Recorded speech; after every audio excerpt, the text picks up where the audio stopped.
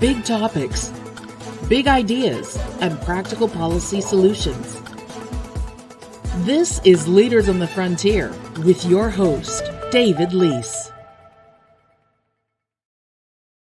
Well, it's May 9, 2024, the year of our Lord, and welcome everybody to this live discussion. I'm very excited about today because we have a very special guest, Chris Bloomer, and I'll get to him in a moment. We're going to talk about Canada's energy picture, specifically from our oil and gas industries, about pipelines, and we're going to talk about a very interesting project you may have heard.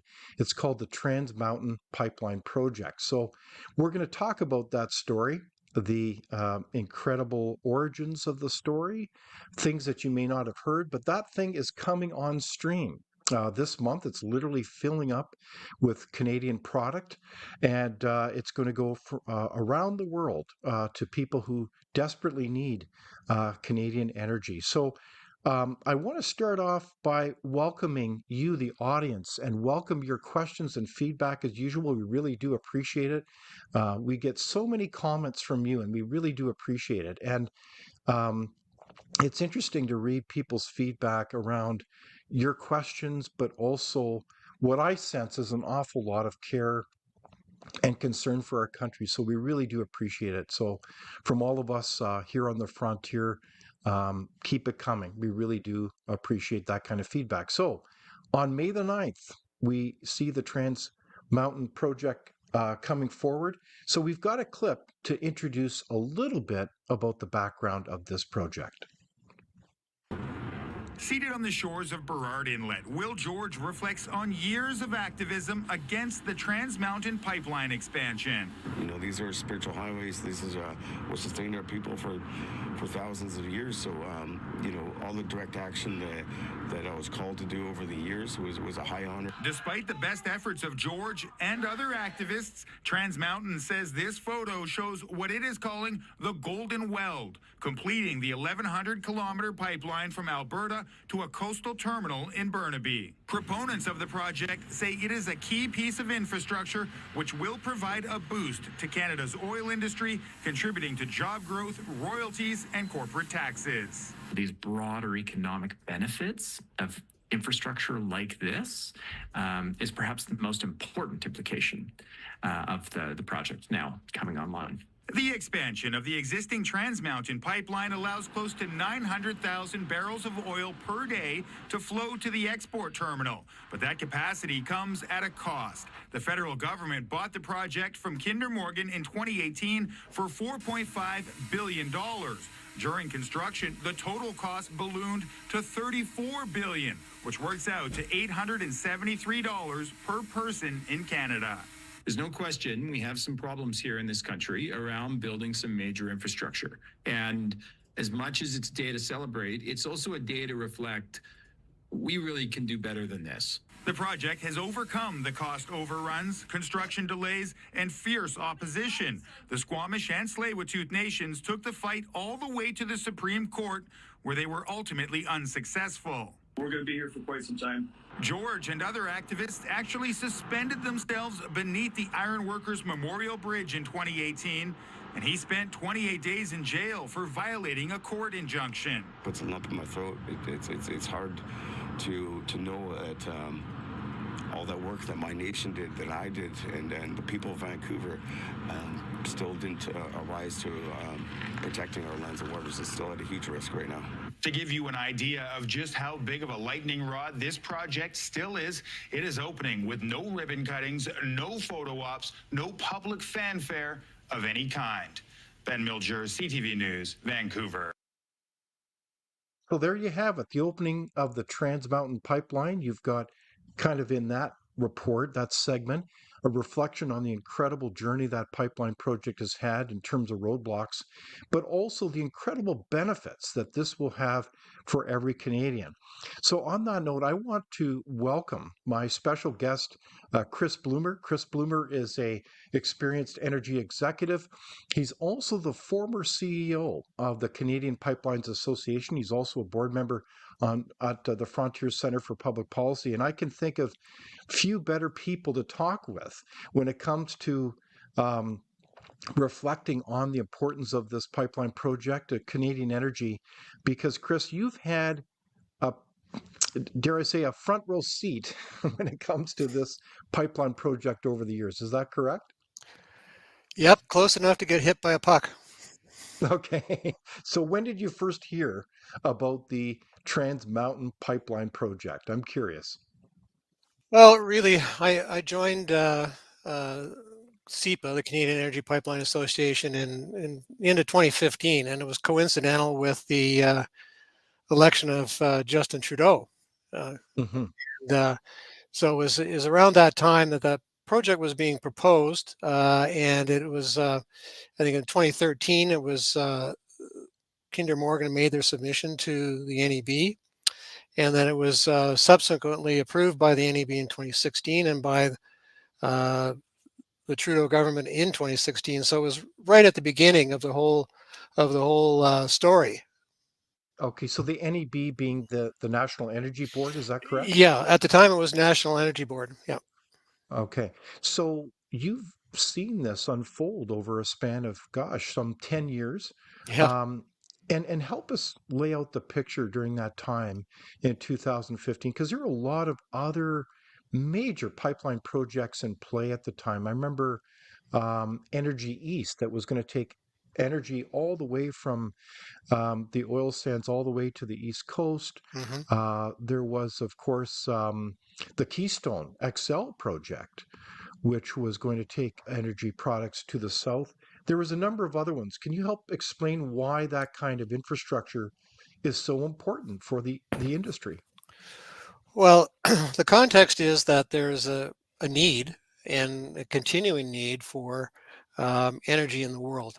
Uh, Hmm. we just need more energy. We add more people in the world every day, and Hmm. those people need energy. In Canada, if you look at it, compare it to other countries, is in terms of resources, certainly oil resources, has the greatest amount of oil available to be produced in the world. And Sorry, that's, can you repeat that again, Chris? Because I don't hear this very often.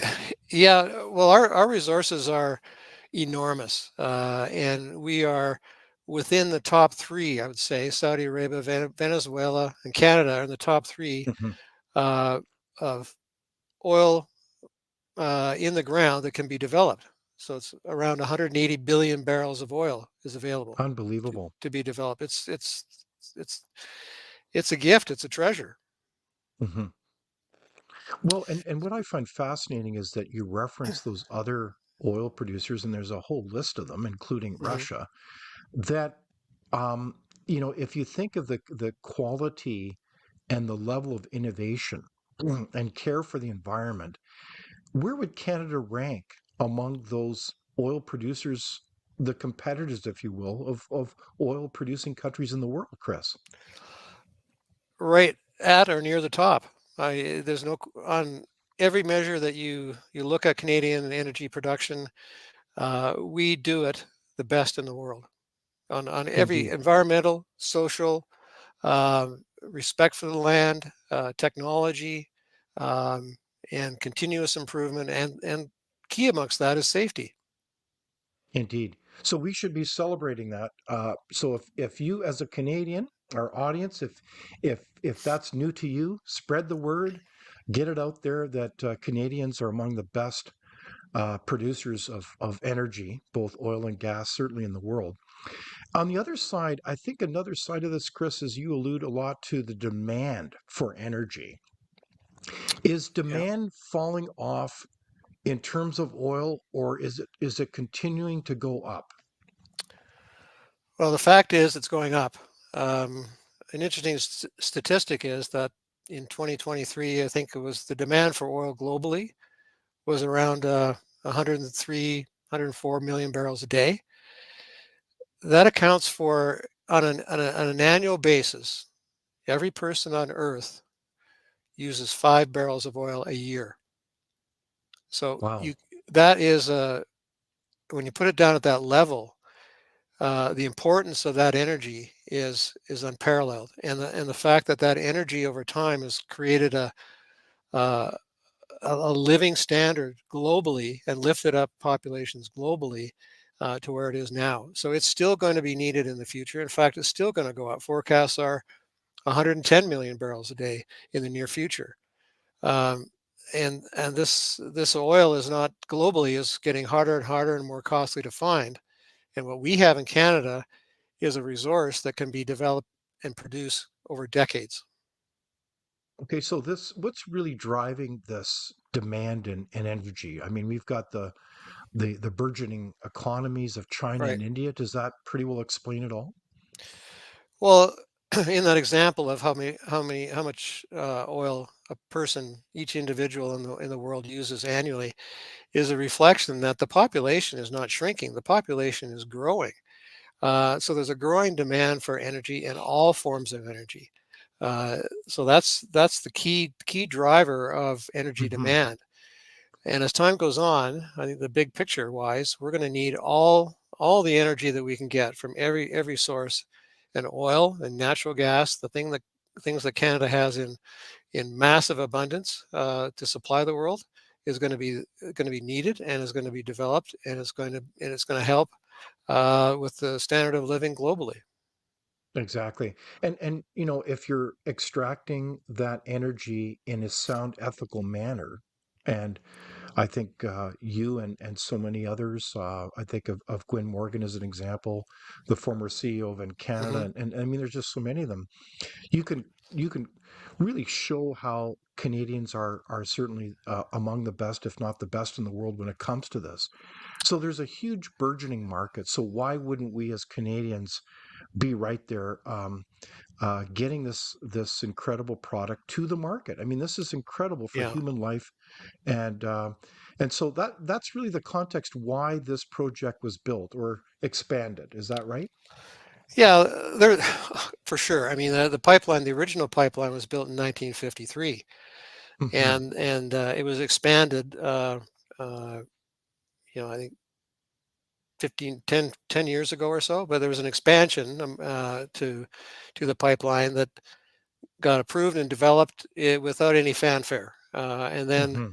the big expansion came along, which follows the route of the original pipeline, and that was deemed to be by the proponent at the time, Kinder Morgan.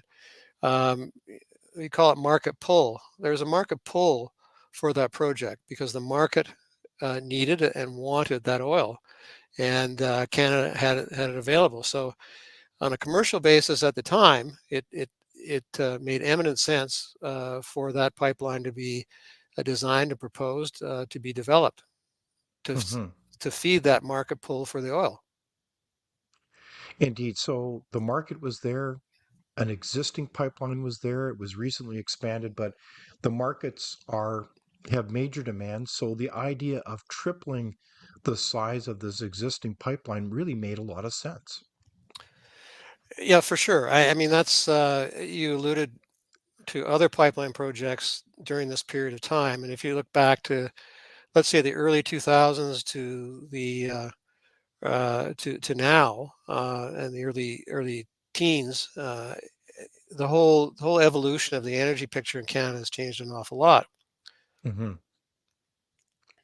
So when you look at the context now of the opening of this pipeline, literally this month, can you tell us a little bit more about the process of opening one of these giant pipelines and how many people it employed? What is that kind of process like, Chris?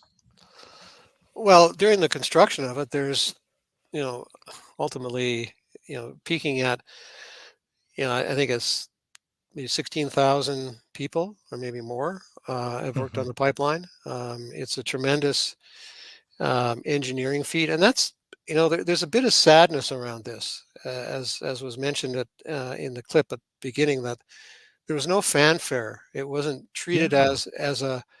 as an accomplishment on a grand scale of a major Hmm. project, and that's really sad because It really is. the best of our engineering, the best of what the people could bring to the table to put in place the proper agreements with First Nations so that they benefit from it, and that the respect for the land is there.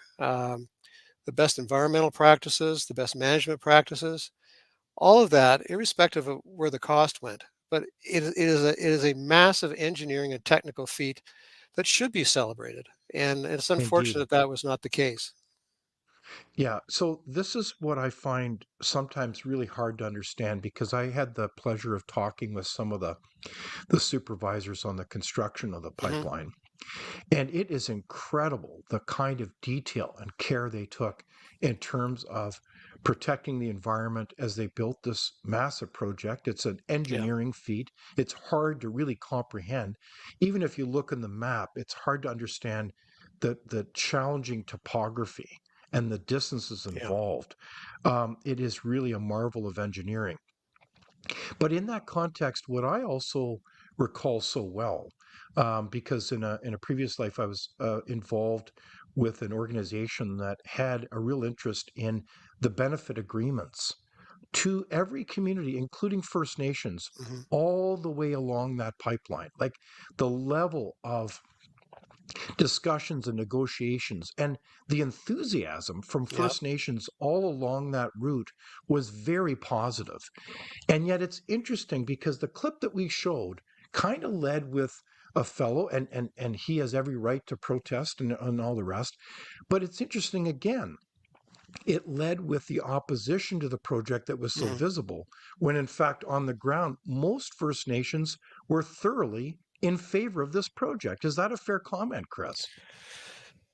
Well, I agree with that comment, and it's even more true today because those communities, they see these types of developments as an economic boost. It's a way for them to Hmm. develop. It's a way for them to develop skills, both technical, managerial, Hmm. financial. It builds their communities that way. So it Hmm. is it is for those communities. It is something that is extremely valuable and hard to replace if you don't have those projects. So in the Trans Mountain project, it was conceived and developed and brought into service during a really historic time in terms of how um, social policy, indigenous policy, Hmm. economic policy. It was really a watershed kind of environment where, and regulatory policy too, where things were in flux. Things were changing. People were, and the government, certainly the federal government, was pushing dramatic changes in the view of climate, Hmm. indigenous relationships, and responsibility. So it occurred at a time when all those forces were there. But at the end of the day, what Trans Mountain did, and I don't think enough credit can be given to Ian Anderson, who was the CEO at the time. He Hmm. led the Indigenous engagement. He led the negotiation of those agreements. He led Hmm. the building of the goodwill, and really is an example of how things are done properly. And that element needs to be celebrated too, because Indeed. when we get things right, we should say we got that right, and that's a good thing. And during that in that environment, it necessitated really relooking at things, which is good, but we did it right in the end. And it's interesting to note, though, that in that whole piece, I mentioned earlier that it was originally approved by the NEB, which is now the CER, Canadian Energy Regulator, and then it was approved by the Trudeau government, and then the project was taken to court, and it was deemed that, unbelievably, that the federal government had not lived up to their responsibility for proper consultation with Indigenous groups. So the whole Sorry, project had to get stopped. the court ruled ironically that it's the federal government that didn't do Correct. its job. The federal government did not have adequate consultation with the First Nations uh, uh, through the approval process that they ultimately approved the pipeline. So that was a key piece of the project, but it Hmm. is very ironic that happened and that stalled the project. and the Wow. government had to go back and redo its consultation with the help of Trans Mountain, and then eventually they got it right at that time, but the company got it right all along. So it really is, again, kind of a sad commentary on the situation at the time. So let's just, get some reality therapy here. You had this company, Trans Mountain, that had its investors together, the engineering wherewithal, the Hmm. commitment to build one of the most significant pipelines in North America. Right. And they, I think what you noted is really quite significant. During this time, 2015, you had a change of federal government. You had a lot of convergence of Hmm. parties that wanted, let's be frank, they wanted to stop this pipeline no matter what it would take, right? They were bound Right. and determined to do that, despite the fact that this company was doing its due diligence, doing its work. You had Ian Anderson working and creating all this goodwill with First Hmm. Nations, and Yep. they're coming along, and there's all these parties coming forward. It's almost like there was a concerted, coordinated, well-funded campaign. This is what I'm observing, Chris, as a layperson interested, obviously, in public policy, to stop a very important project that would benefit both the community and every Canadian. It's really quite a saga, is it not? It is, and it's a complex situation where you have uh, it comes down to the bitumen resources and the mining and the extraction, both on surface and subsurface of the bitumen, and creating the oil in that manner. And it really started with the backlash and the environmental protests on the oil sands and developing the oil sands. So it started off Mm-hmm. even earlier with the production side of it, and then the demonization of the industry carried on, and it became a convenient tool that you're producing this product that is going to ruin the world rather than Mm-hmm. help the world, and it's being produced in a responsible manner, and continuously improving that manner, Mm-hmm. and putting it in a pipeline and shipping it out, and somebody's going to use it.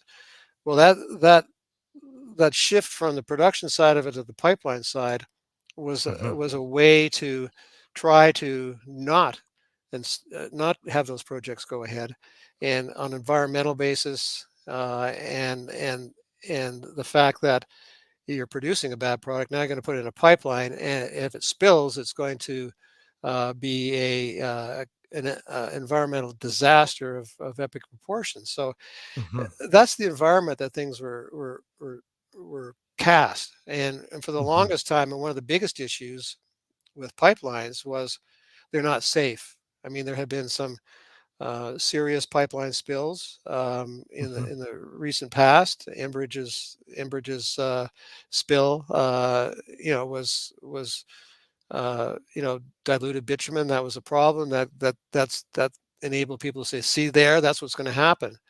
But Mm-hmm. there again, Enbridge handled that and through everything they had to fix it and learn from that. Mm-hmm. And it even got to the point where the prime minister said, pipelines are safe at some point, which was very Mm-hmm. helpful. Well, indeed, pipelines are safe. They're not perfect. There. No transportation system is. But you can't tell me that you are going to choose railway cars to transport oil. And I'm not saying that they're unsafe because they generally are, but that is. Um, the risks are much higher for that kind of mode of transport than pipelines. I mean, everybody knows this. And so all of a sudden Yeah. you've got this vilification. I think you used the word demonization of not only the industry but really this pipeline. It's really kind of pathetic, isn't it? Well, yeah. It again, in the context of the times, you mentioned that the funding of these activists and these environmental groups, Hmm. and there was so much of it going on. There's been a lot of discussion of who was funding these people, and what was going on and so on. But the fact is, there was outside influence in that. But that no matter that, the fact is that there was this activism, and people have a right to demonstrate and so on. But it really cast the energy industry in a very, very bad light that was, very unfair Hmm. and uncalled for. So it tilted the landscape to make it even more difficult just to do the things that we were doing on a day-to-day basis, let alone propose new projects and get them built. Indeed. Yeah, the engineering is tough enough as Yeah, itself, but let yeah, alone managing all these activists that are coming out and well funded, as you say, by the usual suspects, including the Tides Foundation out of California, of all places, just facilitating all this nonsense. yeah. So, one thing I did want to pick up on then is just help us understand the story, if you will. And by the way, I'm speaking again with the former CEO of the Canadian Pipeline Association, Chris Bloomer, and we're talking about the Trans Mountain Pipeline as that comes on stream this month. What do you think? Please let us know your questions. We'd love to hear from you. Um, so help us understand it. How did it become a privately owned pipeline project to one that, ironically, the federal Hmm. government, which is intent on really, in effect, shutting down the oil and gas industry, ends up Hmm. buying it? How did that happen, Chris? Well, you referenced earlier in your comments around other pipeline projects that were proposed and did not get anywhere. Northern Gateway was one, and Hmm. that was at the same time that the original approval of Trans Mountain, they denied the approval for Northern Gateway. That was one pipeline. Then there was, as you say, Energy East. There was the KXL that eventually, you know, was not approved by the U.S. government. So there was those things going on at the time. So, in that context, what happened? Kinder Morton just said, look, this is too Right. much. We're going to get out of it. This is Well, done. Right? yeah, you had that situation where they approved initially Trans Mountain and denied these other projects. And then there was another change of government. Just happened to be the case in BC, where you had the Horgan NDPs come in, and you had Yes, indeed. uh, uh, Environmental Minister Heyman, who was from the Sierra Fund, come in, and they really ramped it up in the sense that they were not going to allow this pipeline to be built. Hmm. They were going to use, the worn out phrase, every tool in their toolbox to prevent it from happening. Yes. Even They though put they knew it wasn't going to work. right, but time is money. Delay, delay, delay, and in fact, it worked. Exactly. Uh, the uh, the uh, the other tack they took was that they deemed the bitumen was a toxic substance, and they were going to ban it from being transported across the province. So that created this whole environment of activism and governments putting in roadblocks and so on. Hmm. So at that time, Kinder Morgan made the decision not to proceed with the project, which was, from a commercial and business point of view, money hates uncertainty, and you see that in the stock market, you see it everywhere. Well, Hmm. if a company cannot calculate the execution risk of a project, that is extreme uncertainty. So at the time, with certainly with the NDP in BC coming in and really uh, going to town on resisting the pipeline, that created this uncertainty that the company could not calculate. It was just too much risk for the company. So they said, we're going to stop. We're not going to do this because we cannot determine how much time, how much money, and if we can't do that without reasonable probability, we can't do it. So that was what Indeed. really led to their decision not to proceed with it. And then, I'm not sure what happened in the government hallways, but they stepped up and bought the pipeline. And I think that, in the context of denying so many other projects that were greenfields or needed to create a new right of way and so on, and the Trans Mountain Pipeline already had the right of way, and I think they were compelled to take on the pipeline and proceed with it. So they, as I recall, the federal government purchased the entire lock, stock, and barrel of the project for some, what was it, 4.6, $4.7 billion. Hmm. Um, and now we know that the costs are coming in. I haven't seen a kind of a fully accounted uh, cost of the project is somewhere around $34 billion. Right. So a lot of escalated costs there. Do you have a sense of why those costs increase so much? Well, a couple of things. First thing is they bought an operating pipeline that was shipping about 300,000 barrels a day, 360,000 barrels a day of oil and refined products. So they bought an operating pipeline, and they bought a project.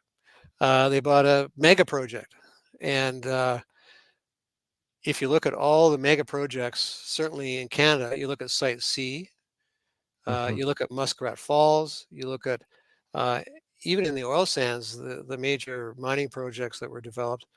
All these major projects have significant, kind of eye-watering cost overruns as a normal course. And then when you throw in all of the uh,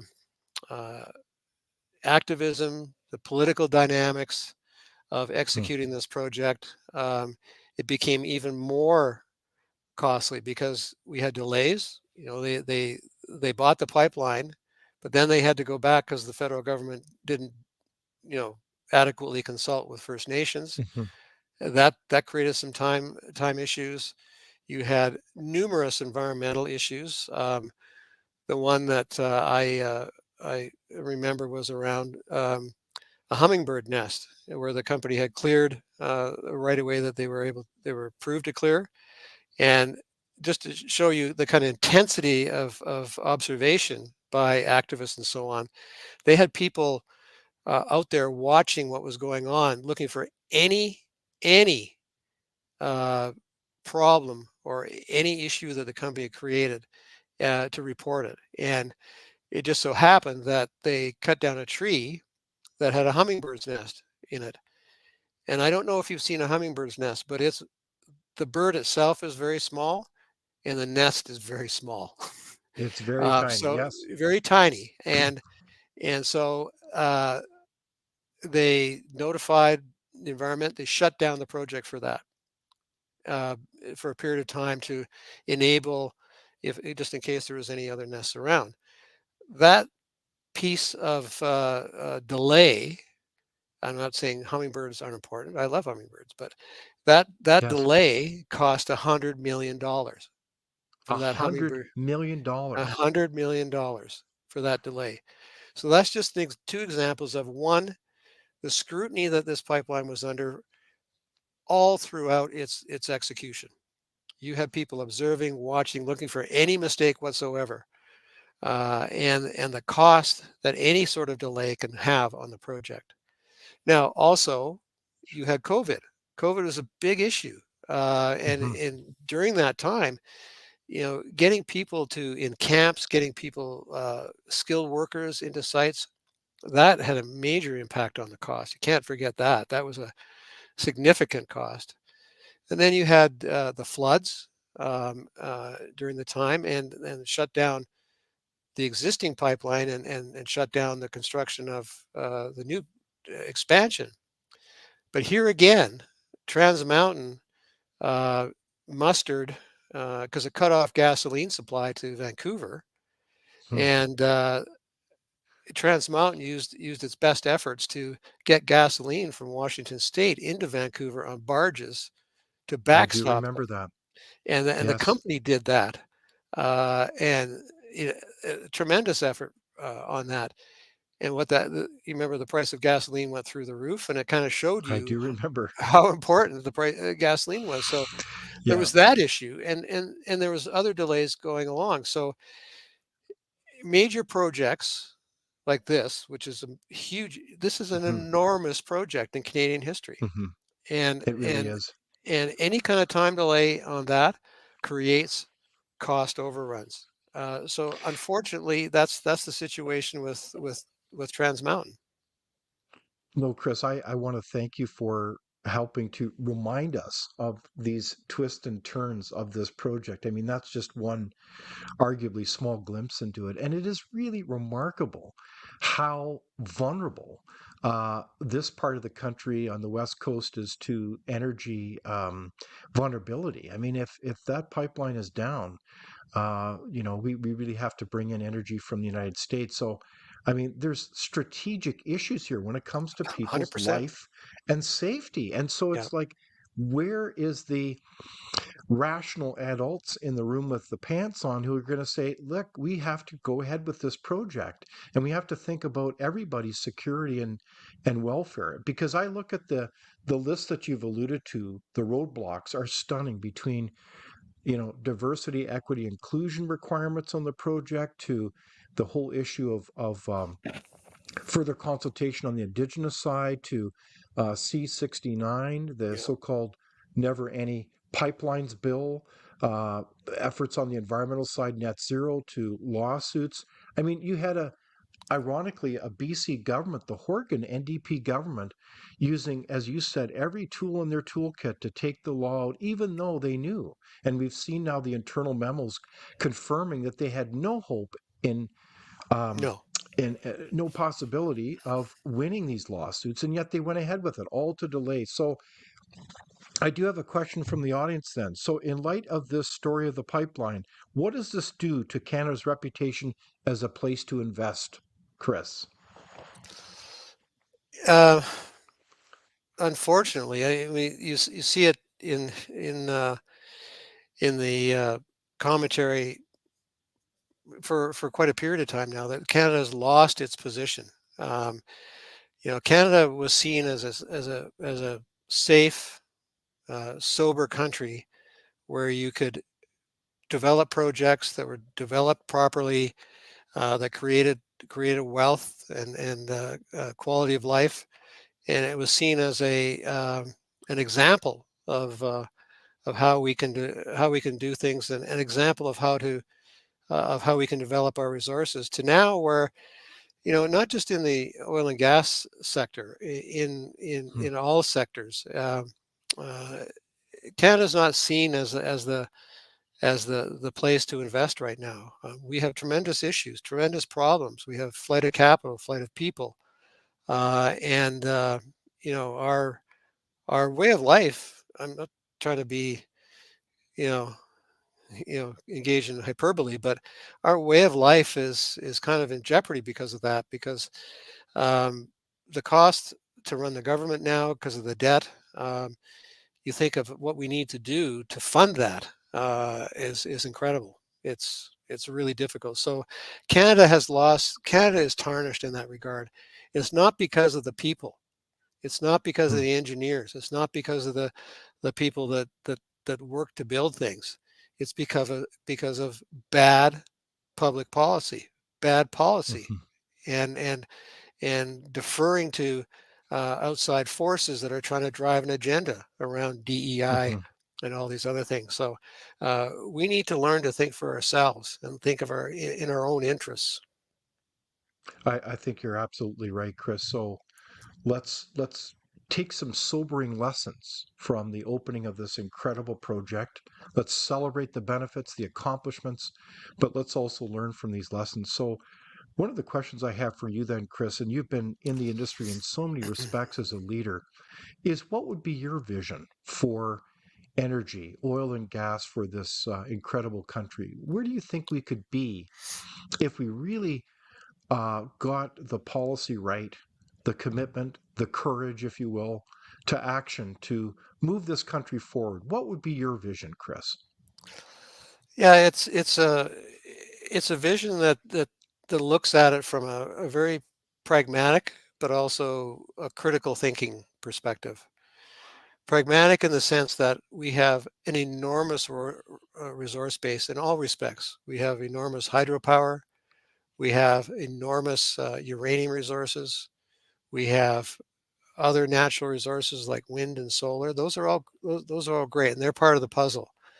But the Hmm. strength that we have is in the skills that we have to develop resources in the mining sector and in the oil and gas sector. And we Hmm. have massive resources that we can exploit and develop. And we shouldn't think of that as being like dirty work, like we only want to be Hmm. programmers and so on. This is highly, highly technical work. Hmm. Artificial intelligence is going to play a massive role in developing these resources and make them even better and more sustainable in the future. So we need to really highlight and understand what we have and what we're good at to be able to develop those resources.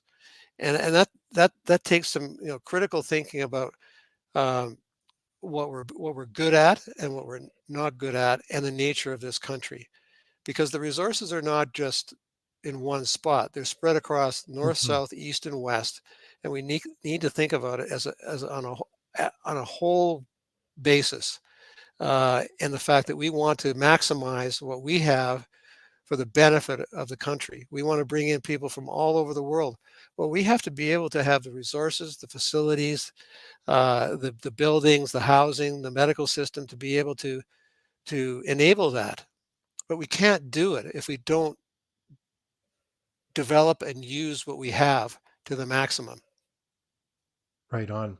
What strikes me about this conversation with you, Chris, as well, is bluntly, it's almost like Canadians take our oil and gas industry for granted and don't understand it as really being the number one foundational industry in our country at this juncture. And they don't realize that it's actually underdeveloped. And I'm wondering if we could pursue that line of discussion a little bit. Underdeveloped, I would say, in a number of respects, not only in terms of your overview that there is so much that Canada can offer the world in terms of energy, the quantity and the quality that we offer, but also the fact is, and this is where the Trans Mountain comes in, we have an energy discount. In other words, the Canadians, we leave a ton of money on the table. And I want you to Yeah, help me yeah, understand this better, Chris. Because we have one primary, not the only, but really one primary customer, namely the United States, we don't get full market price. We don't get full world market price. I mean, this is outrageous. So because we can't get our product out to Tidewater, whether that's through Trans Mountain or hmm, whether it's through, projects like to Port Nelson or Churchill, whatever you want to say, yeah. we're kind of being ripped off. Is that true, Chris? Well, that's been the case for a long long time before the Trans Mountain Pipeline came along. We our natural gas resources relied on one customer, and going through that whole deregulation period of natural gas, we were not getting what we should have for the gas. But a really telling example of the impact of the way things were was when before Trans Mountain, um, our oil was competing uh, in the U.S. with Venezuelan oil, with Hmm. Mexican oil. We were competing in the U.S. with a global market that we didn't have access to. So we always paid a discount with respect to. There was always a major discount against the WTI price. Also because of quality too, but fundamentally we were competing in a global market without having access to Hmm. a global market. Hmm. And that really came to a head a few years ago when, and there was always this issue of we could produce more than the pipelines could take away. And this goes back a long ways. And they had Hmm. a system uh, on the called apportionment, where you could only take a portion of the crude that was available. Well, that created a massive discounting of the price because you Hmm. couldn't put all the oil into the pipeline. The second thing was that uh, as the oil sands projects ramped up and so on in the recent past, the government actually shut in production because the differential got so wide that it became almost uneconomic to produce. And that Wow. was So before the what Trans was Mountain that Pipeline. differential, Chris? Like, what is there a kind of a quantum that you could give us? Yeah, the kind of the normal differential is, it's seasonal, it's 13, 14, $15 a barrel off of Hmm. WTI. But you were getting into the 20s, pushing into the 30s. It was like doubling of the differential at the time. Hmm. So the government, I think rightfully so, decided that we're not going to give our product, our oil away. So we're gonna leave it in the ground, which is never a good thing, and it's to help balance the market off.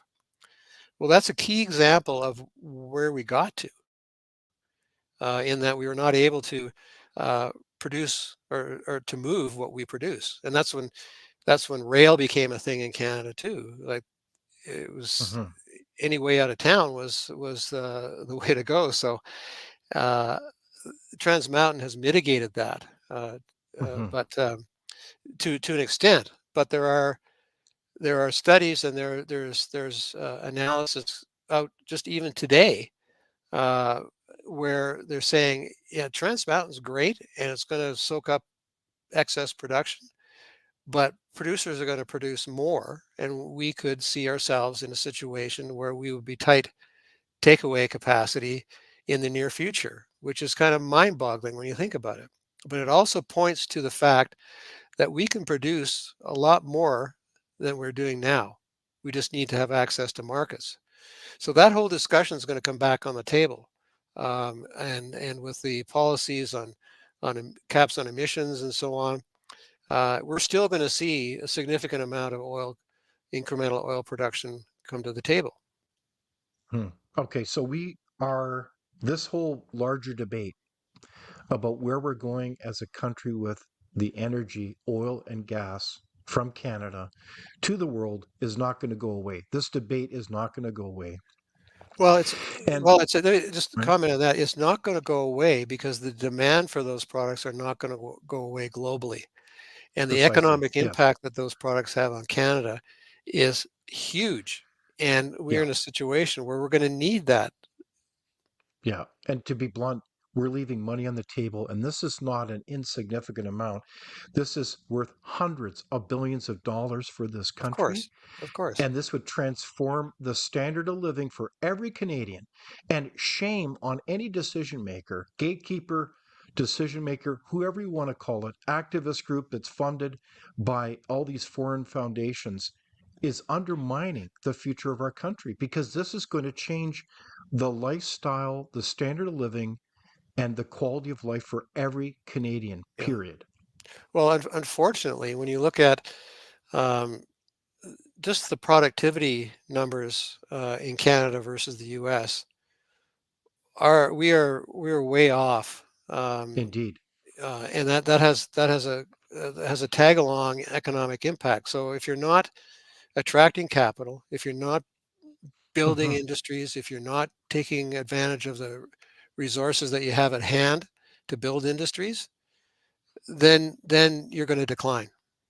Yeah, no, I think you're absolutely right. If you look at the stats where, Ontario alone, the average Yeah. income of a family is almost $20,000 less than the average in the United States. It's like almost on par with Mississippi. It's pathetic. And then you look at our declining Yeah. productivity. This is the tale of a nation that's on a decline that we've got to recognize and get a hold of and turn this around. And this whole pipeline is really a symptom of that decline. Is that maybe another way to see it, Chris? Well, it is in terms of what went on and how long it took, and how much it cost and so on. But the pipeline cost $34 billion, and maybe this is not an apples to apples comparison, but Hmm. if you look at recent federal government um, pronouncements and initiatives, they're willing to shell out well over $30 billion to subsidize the development of battery plants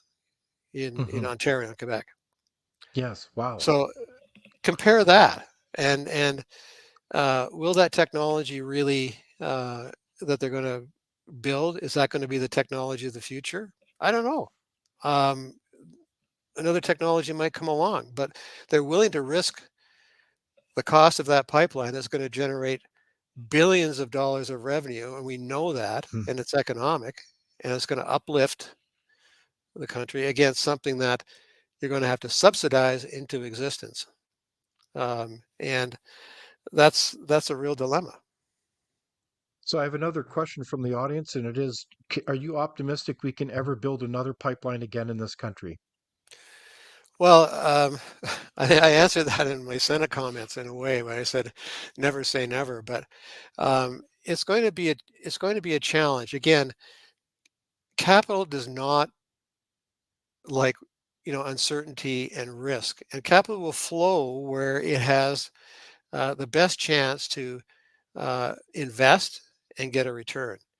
So Hmm. right now, uh, I don't believe that anybody is going to propose a new pipeline in the very near future. Now, if you look at what's happened recently, ATCO has committed to build a $2 billion pipeline to bring gas into the Alberta heartland for petrochemicals and so on. There's a big demand for that, um, and that's great. But in terms of accessing world markets with our products and building new pipelines for that, it's still going to be a challenge, and it still is. We'll see how the ATCO pipeline goes, and hopefully it goes very smoothly. But it's going to be a real challenge for industry and outside investment to um, take a risk on Canada to build that major infrastructure. So you need the right conditions in place for industry and proponents to step up and take the risk of proposing a new pipeline. Hmm. And the market pull, as I said very early on, the market pull is going to be there for that. The market pull is going to be there for the LNG. Hmm. Coastal GasLink Indeed. pipeline got built. So I would say in the near future, it's going to be very, very challenging for Hmm. new major transmission, like cross provincial boundaries and getting it to tidewater and so on. It's going to be it's the probability is very low. It's kind of a sad statement, Chris, and I certainly respect your background and experience that, it looks kind of grim, certainly under current policies or current governments.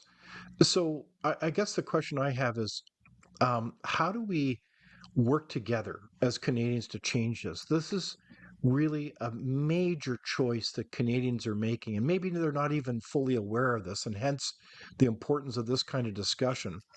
But it Yeah. strikes me that so many Canadians are just simply not aware of what's at stake.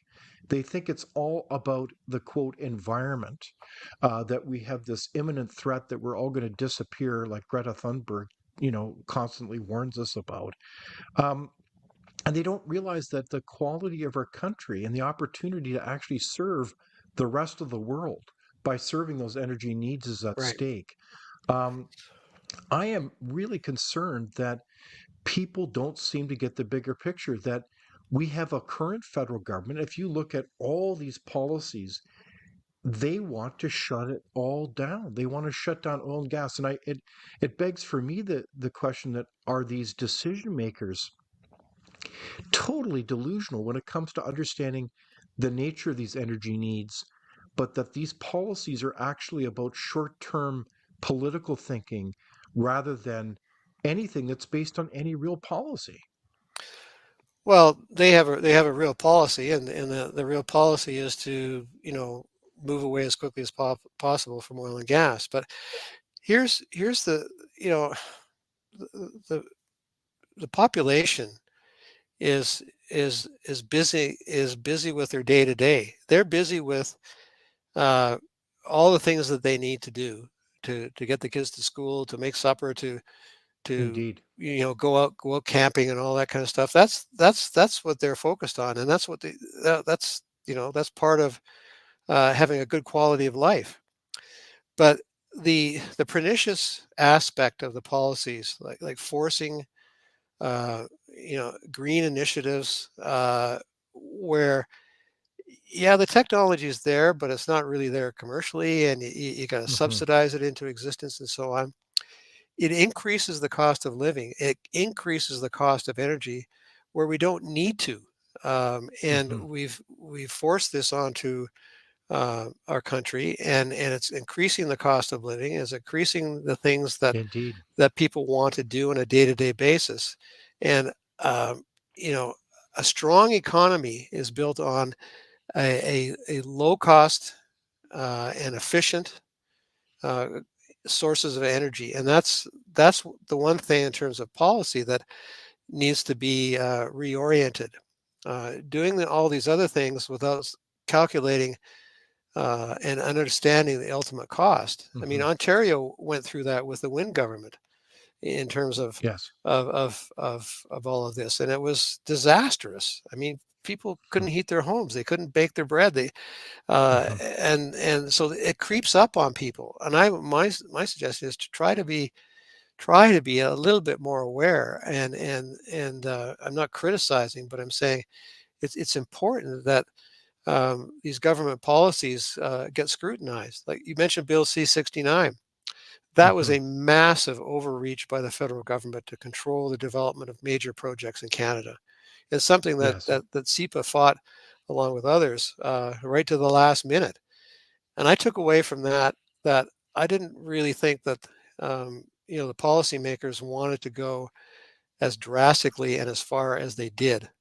Hmm. And but now I do. I wish I'd taken that a lot more seriously. That in a sense they were willing to do anything it took to get their policy agenda forward, because that's what all that mattered, because it was lockstep with UN policy, WEF policy, World Economic Forum Hmm. policy, the extreme climate agenda, and so on, rather than thinking of what's in our best interest, thinking pragmatically and continuously improving what we do.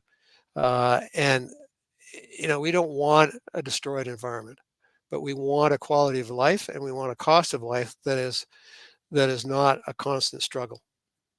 I think you're right on, and that, safe, dependable, Yes. reliable, and inexpensive energy is really uh, an ace card for the Canadian standard of living. So instead of ruining that, let's build it up and Yes. take advantage of it for the sake of everybody, including the world. Um, Well, and I think I, just one last comment. I think we should be proud of what we do. We should indeed. honor what we do. We have learned and we've come a long way, and that's part of the continuous improvement. We've learned from Trans Mountain, and that will affect how we do things going forward. And we need to celebrate that. Well, let's celebrate that this month as the Trans Mountain Pipeline opens. And I guess the final question I'm going to ask as we kind of wrap up our far-reaching discussion, Chris, is what can citizens do when we look at this type of situation? We have all kinds of opportunity. Canada's an incredible country with lots of opportunity, and case in point, our oil and gas industry. What can Canadians do to help move this agenda forward? Yeah, it's really there's so many things have gone on in so many levels that I think that uh, I people need try and be optimistic about things. That we Hmm. do have a great country, that we do have great people, we do have great technology and resources, but we need to um, again celebrate that, and also to expect our governments to try to maximize the value in the most efficient way of that, so that my lifestyle, my cost of living does not get trashed because of policies that are not productive, not economic, and are just serving another purpose. Right on. So let's be aware as citizens. Let's share this program with others. That would be good. Um, let's speak up. Make those phone calls to your elected representatives. That's important to do that. And let's celebrate this month as the Trans Mountain Pipeline opens. And I just want to thank you, Chris, for all your leadership over the years. You've, as we said earlier, had a front row seat, but also you made a big difference as a leader within an industry association to try to speak up and deal with a very challenging environment. So I hope you feel in many ways proud of this day as well.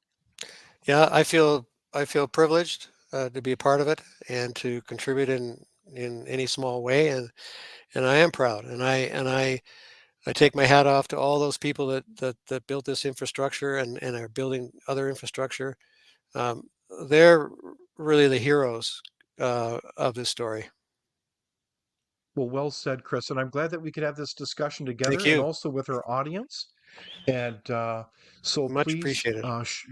well, it's been an honor. And so all the best to you, Chris, and also to the members of our audience. We thank you for those questions and we thank you for continuing to join us. And be sure to join us next week, this Thursday at the same time and same place. Take care. Thank you.